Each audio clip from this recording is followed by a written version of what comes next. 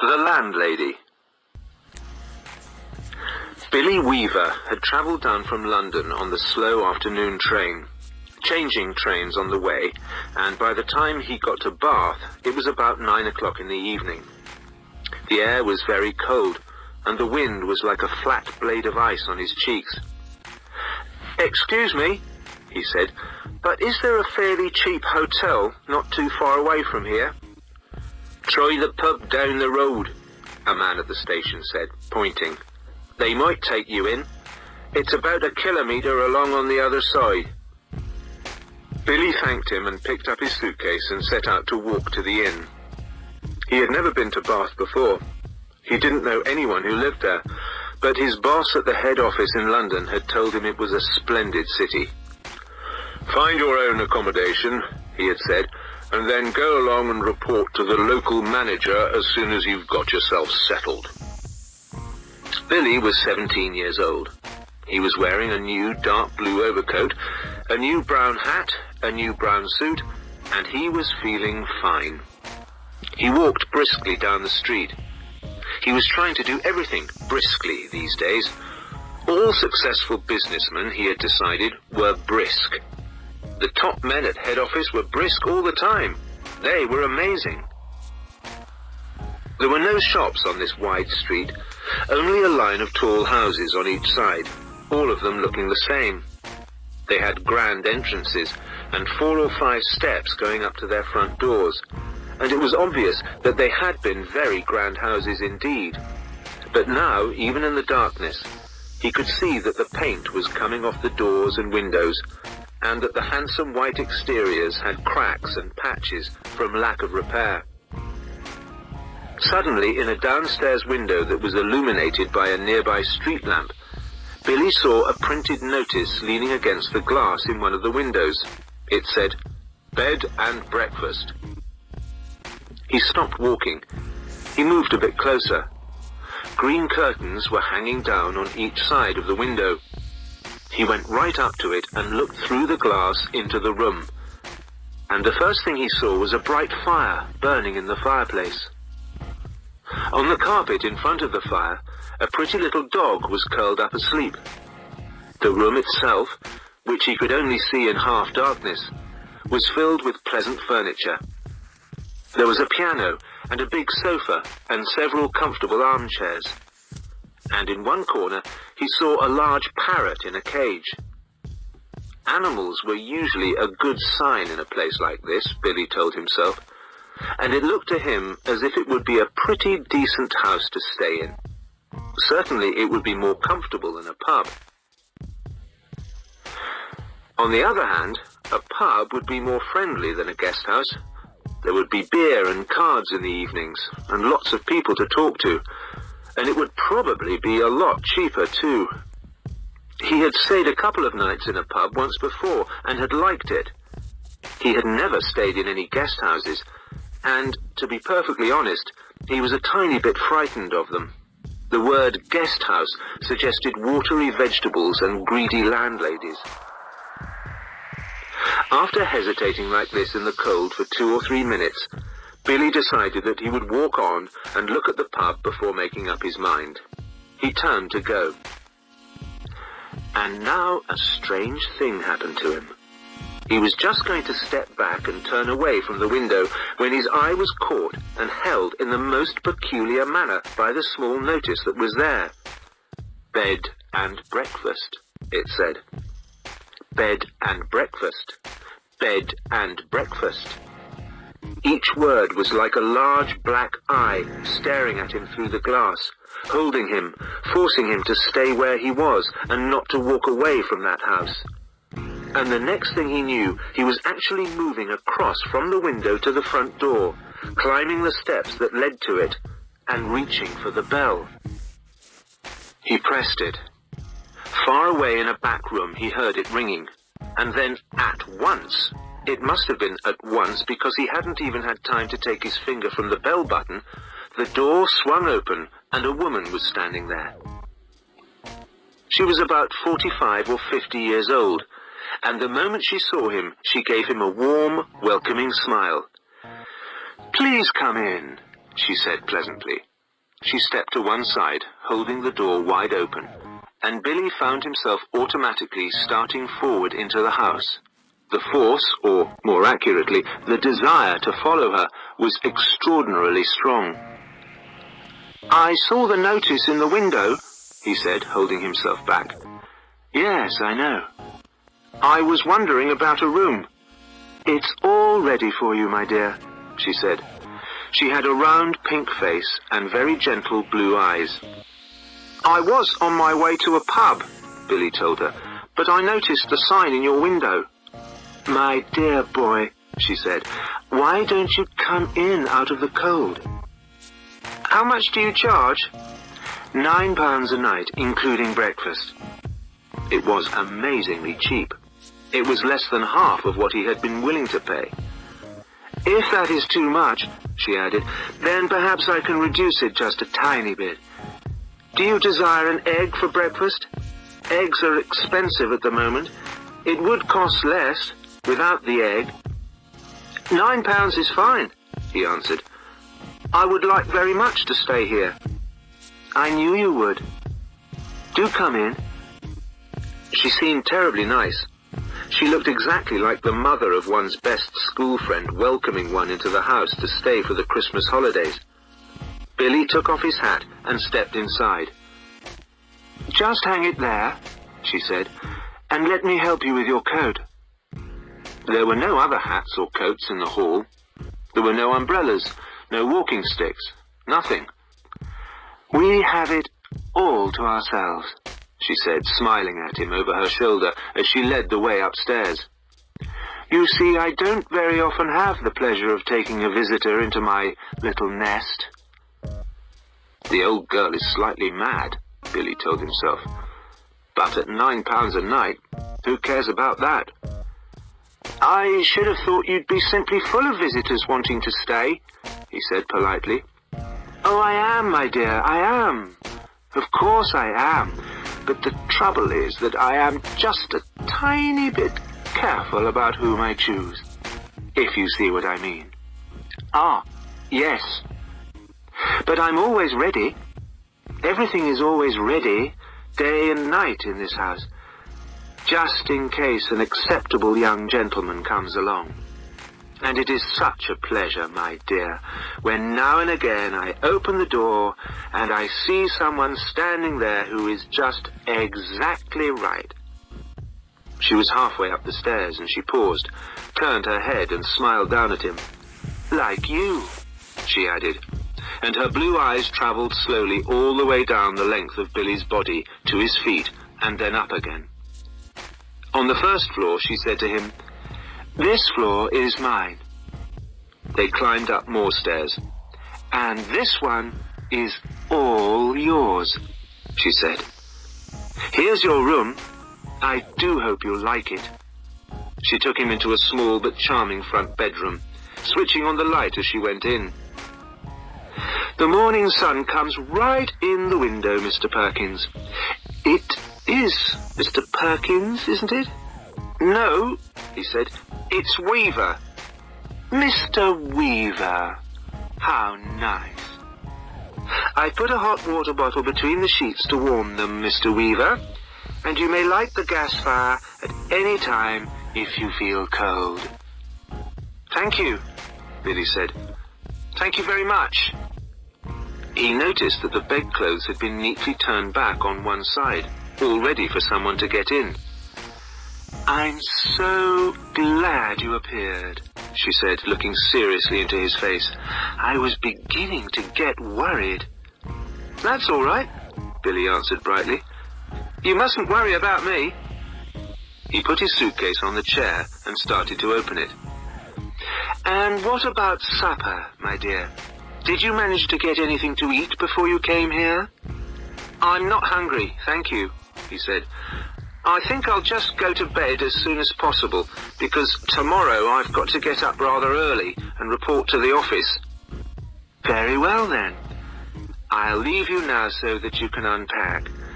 But before you go to bed, would you be kind enough to come into the sitting room on the ground floor and sign the book? Everyone has to do that, because it's the law, And we don't want to break any laws at this stage in the proceedings, do we? She gave him a little wave of the hand and went quickly out of the room and closed the door. The fact that his landlady appeared to be slightly crazy didn't worry Billy at all. She was not only harmless, there was no question about that, but she was also quite obviously a kind and generous person. He guessed that she had probably lost a son of her own, or something like that, and had never recovered from it. So, a few minutes later, after unpacking and washing his hands, he walked downstairs to the ground floor and entered the sitting room. His landlady wasn't there, but the fire was still burning, and the little dog was still sleeping in front of it. The room was wonderfully warm and comfortable. "I'm a lucky fellow," he thought, rubbing his hands. "This is great." He found the guest book lying open on the piano, so he took out his pen and wrote down his name and address. There were only 2 other names above his on the page, and, as one always does, he started to read them. One was a Christopher Mulholland from Cardiff. The other was Gregory W. Temple from Bristol. "That's funny," he thought suddenly. Christopher Mulholland. That name sounds familiar. Now, where had he heard that rather unusual name before? Was he a boy at school? No. Was it one of his sister's numerous young men, perhaps? Or a friend of his father's? No. No, it wasn't any of those. He glanced down again at the book. In fact, thinking about it again, he wasn't at all sure that the second name wasn't as familiar to him as the first. Gregory Temple, he said aloud, searching his memory. Christopher Mulholland.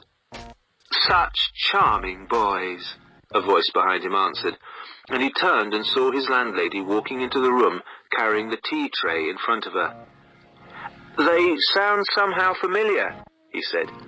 "They do? How interesting. I'm almost positive I've heard those names before somewhere. Isn't that strange? Maybe it was in the newspapers. They weren't famous in any way, were they? I mean, famous footballers or something like that?" "Famous?" she said, setting the tray down on the low table in front of the sofa. "Oh, no, I don't think they were famous. But they were extraordinarily handsome, both of them, I can promise you that. They were tall and young and handsome, my dear. Just exactly like you." Once more, Billy glanced down at the book. "Look here," he said, noticing the dates. "This last entry is over 2 years old." "Is it?" "Yes, indeed. And Christopher Mulholland's is nearly a year before that." "Oh dear," she said, shaking her head. "I never would have thought it. How time flies away from us all, doesn't it, Mr. Wilkins?" "It's Weaver," Billy said. "Weaver. "Oh, of course it is," she cried, sitting down on the sofa. "How silly of me. I do apologize. Do you know something that's extraordinary about all this? Both those names, Mulholland and Temple, I not only seem to remember each one separately, but they appear to be connected as well, as if they were both famous for the same sort of thing, if you see what I mean.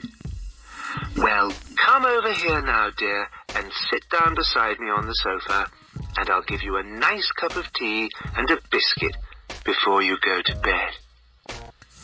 Billy watched her as she busied herself with the cups and saucers. He noticed that she had small, white, quickly moving hands and red fingernails. "I'm almost positive I saw them in the newspapers," Billy said. "I'll think of them in a second. I'm sure I will." There is nothing more annoying than a thing like this which remains just outside one's memory. He hated to give up. "Now, wait a minute," he said. "Wait just a minute. Mulholland. Christopher Mulholland. Wasn't that the name of the schoolboy who was on a walking tour through the West Country and then suddenly... Milk? She said. And sugar? Yes, please. And then suddenly, schoolboy, she said. Oh, no, my dear, that can't possibly be right, because my Mr. Mulholland was certainly not a schoolboy when he came to me. He was a university student. Come over here now, and sit next to me and warm yourself in front of this lovely fire. Come on. Your tea's all ready for you. He crossed the room slowly and sat down on the edge of the sofa. She placed his teacup on the table in front of him. There we are, she said. How nice and comfortable this is, isn't it? Billy started drinking his tea. She did the same. For half a minute, neither of them spoke, but Billy knew that she was looking at him. Her body was half turned towards him, and he could feel her eyes resting on his face, watching him from over her teacup. Now and again he caught a peculiar smell that seemed to come from her direction. It wasn't unpleasant, and it reminded him... Well, he wasn't quite sure what it was. New leather? Or was it the corridors of a hospital? Mr. Mulholland loved his tea, she finally said. I've never seen anyone in my life drink as much tea as dear, sweet Mr. Mulholland. I suppose he left fairly recently, Billy said. Left? She said. But my dear boy, he never left. He's still here. Mr. Temple is also here. They're on the 3rd floor, both of them together. Billy put down his cup slowly on the table and stared at his landlady. She smiled back at him, and then put out one of her white hands and patted him comfortingly on the knee. How old are you, my dear? She asked. 17. 17, she cried. Oh, it's the perfect age. Mr. Mulholland was also 17, but I think he was a little shorter than you are. In fact, I'm sure he was. And his teeth weren't quite so white. You have the most beautiful teeth, Mr. Weaver. Mr. Temple was a little older. He was actually 28. I wouldn't have guessed it, though, if he hadn't told me. There wasn't a mark on his body. A what? Billy said. His skin was just like a baby's. There was a pause. Billy picked up his teacup, drank some more, and then put it down again in its saucer. He waited for her to say something else, but she seemed to have fallen into another of her silences. He sat there, looking ahead, biting his lower lip. That parrot, he said at last. You know something? It completely fooled me when I looked through the window from the street. I thought it was alive. Sadly, no longer. It's very clever the way it's been stuffed, he said. It doesn't look at all dead. Who did it? I did. You did? Of course, she said. And have you met my little Basil as well? She nodded towards the dog curled up so comfortably in front of the fire. Billy looked at it. Suddenly he realized that this animal had all the time been as silent and motionless as the parrot. He touched it gently on the top of its back. It was hard and cold, but perfectly preserved. Good heavens, he said. How very interesting. It must be awfully difficult to do a thing like that. Not at all, she said. I stuff all my little pets myself when they die. Will you have another cup of tea? No, thank you, Billy said. The tea tasted faintly bitter, and he didn't really like it. You did sign the book, didn't you? Oh, yes. That's good, because later, if I forget what you were called, then I can always look it up. I still do that every day with Mr. Mulholland and Mr... Mr. Temple, Billy said. Gregory Temple. Excuse me for asking, but haven't there been any other guests here except them in the last 2 or 3 years? Holding her teacup high in one hand, moving her head slightly to the left, she looked at him out of the corners of her eyes and gave him another gentle little smile.